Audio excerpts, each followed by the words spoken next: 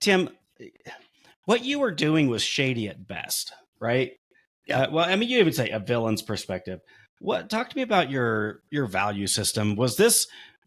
I mean, how did you sleep at night doing this? Did it bother you at all? Were you cool with it? Do you regret it?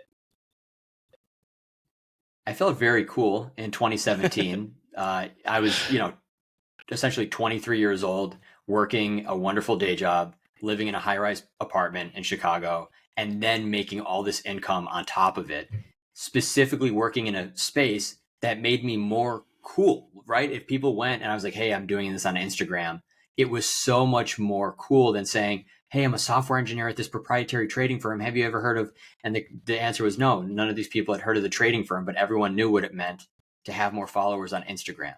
So at first there's this rush of popularity, and you feel the social benefits of it in ways that are honestly quite strange.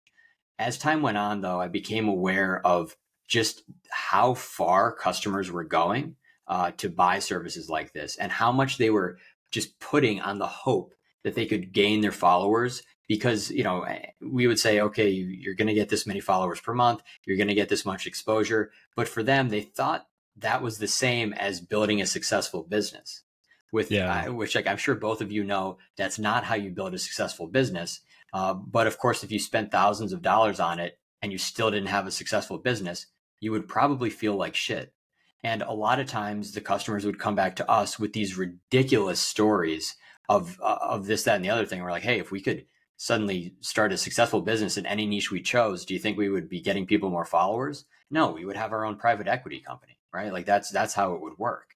So as time went on, I started to be more aware of the fact that people weren't really buying, like they really weren't putting their best foot forward. A lot of people were spending money they didn't have. We were seeing cards that get declined because they had literally zero balances on debit cards. And then for me, myself, I was like, geez, like, this isn't what I remember about the internet. Like, this isn't what I loved when I started logging in 2006 and 2007. So over time, I think part of it is just getting older. But the other part is realizing that you are operating in violation of terms of use, and you are perhaps accelerating some of these unhealthy antisocial behaviors in your customer base, but just encouraging them on the platform in general by continuing to suggest and continuing to put out marketing material saying more followers means more social proof equals good.